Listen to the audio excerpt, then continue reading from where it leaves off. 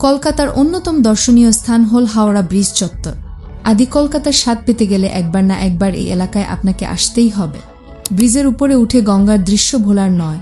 হাওড়ার দিক থেকে হোক অথবা কলকাতার দিক থেকে, হাওড়া ব্রিজকেও দেখতে অসাধারণ লাগে। ইংরেজ আমলে তৈরি হলেও এই ব্রিজটি ভারতীয়ত্বের প্রতীক। ৭৫ বছর পেরিয়েও এটি দেশের অন্যতম পরিচিত একটি সৃষ্টি। হাওড়া ব্রিজ নিয়ে এই 11টি অজানা তথ্যগুলি সমস্ত পশ্চিমবঙ্গবাসীর জানা প্রয়োজন। তো বন্ধুরা, আজকের ভিডিওতে আমরা জানব হাওড়া ব্রিজের কিছু অজানা তথ্য। ভিডিও শুরু করার আগে আপনাদের কাছে আমার একটাই অনুরোধ, আমাদের চ্যানেল নতুন হয়ে থাকলে চ্যানেলটি অবশ্যই সাবস্ক্রাইব করবেন আর পাশে থাকা বেল আইকনটি প্রেস করবেন। ১ নম্বরে হচ্ছে নাটবোল্ট ছাড়া ব্রিজ। হাওড়া ব্রিজের মতো সুবিশাল ব্রিজ তৈরিতে একটিও নাটবোল্ট লাগাতে হয়নি।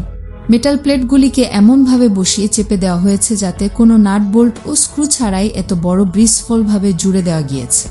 ২ নম্বরে হচ্ছে ব্রিজের অভিনবত্ব। হাওড়া ব্রিজের ছবি ভালো করে দেখলে দেখবেন কোনো পিলার বা স্তম্ভ ছাড়াই ব্রিজটি দাঁড়িয়ে রয়েছে। এটিকে বলা হয় suspended type balanced cantilever bridge. ৩ নম্বরে হচ্ছে পুরনো ব্রিজ। নতুন ব্রিজটির বয়স ৭ দশকের বেশি হয়ে গেলেও এটিকে নতুন হাওড়া ব্রিজ বলে ডাকা হয়। তার কারণ এই জায়গায় আগে আরেকটি ব্রিজ ছিল, তার নাম পুন্টুন ব্রিজ।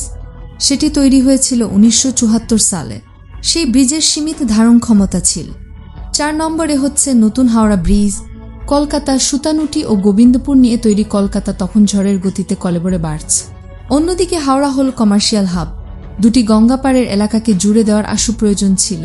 ১৯০৬ সালে হাওড়া স্টেশন তৈরি হওয়ার পরে সেই চাহিদা আরও বেড়ে যায়। তাই নতুন ব্রিজ তৈরির জন্য পরিকল্পনা শুরু হয়ে যায়। ৫ নম্বরে হচ্ছে প্রথম বিশ্বযুদ্ধের ধাক্কা। ১৯ শতকের শেষ দিকে পুরনো পুন্টুন ব্রিজ সরিয়ে নতুন ব্রিজ তৈরির প্রস্তাব সামনে আসে। তবে প্রথম বিশ্বযুদ্ধের ফলে তা থেমে যায়। ১৯১৭ সালে প্রথম বিশ্বযুদ্ধের পরে পুরনো পুন্টুন ব্রিজ সারাই হয়। শেষ পর্যন্ত ১৯৪৩ সালে নতুন হাওড়া ব্রিজের পথ চলা শুরু হয়।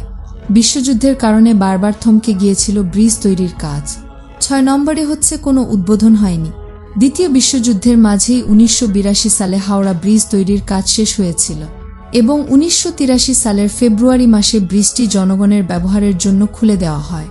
তবে এই বিষয়টিকে সারা বিশ্বের সামনে গোপন রাখা হয়েছিল, কারণ ইতিমধ্যে জাপান পার্ল হারবারে বোমা ফেলেছিল।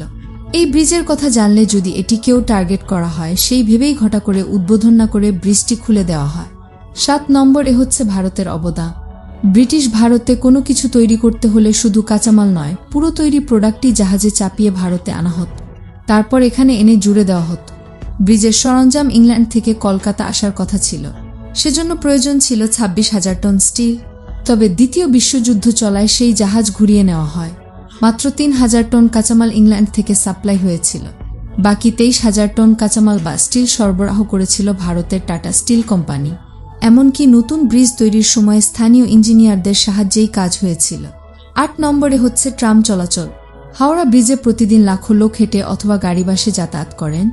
তবে ব্রিজ তৈরি হওয়ার পর প্রথম যুগে কলকাতা ও হাওড়ার দুদিক থেকেই লোককে পার করার জন্য ট্রাম ব্রিজের উপরে চলাচল করত। বস্তুত প্রথম যে গাড়িটি ব্রিজে চলেছিল সেটি ট্রামই ছিল। তবে বাড়তে থাকা ট্রাফিকের চাপে ১৯৯৩ সালে ট্রাম চলাচল বন্ধ করে দেওয়া হয়। ৯ নম্বরে হচ্ছে হাওড়া ব্রিজের রেকর্ড। যখন তৈরি হয় তখন এটি বিশ্বের ৩য় দীর্ঘতম ছিল। বর্তমানে এটি বিশ্বের ৬ষ্ঠ দীর্ঘতম ক্যান্টিলিভার ব্রিজ।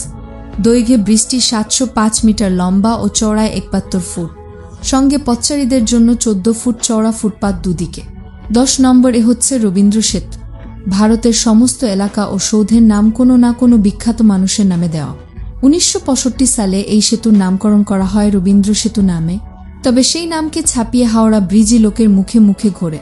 ১১ নম্বরে হচ্ছে সবচেয়ে ব্যস্ততম ব্রিজ। হাওড়া ব্রিজ সম্ভবত বিশ্বের ব্যস্ততম ক্যান্টিলিভার ব্রিজ। দিনে ১ লক্ষ গাড়ি ঘোড়া ও ১.৫ লক্ষ মানুষ হেঁটে এই ব্রিজের উপর দিয়ে যাতায়াত করে। ১৯৪৬ সালে দিনে ২৭,০০০ গাড়ি, ১,২১,০০০ পথচারী ও ৩,০০০ গরুর গাড়ি নবনির্মিত হাওড়া ব্রিজের উপর দিয়ে যাতায়াত করত। তো বন্ধুরা, ভিডিওটি আপনাদের কেমন লাগলো অবশ্যই কমেন্ট করে জানাবেন আর আমাদের চ্যানেলটি সাবস্ক্রাইব করতে ভুলবেন না। সঙ্গে থাকুন, পাশে থাকুন, সুস্থ থাকুন। ধন্যবাদ।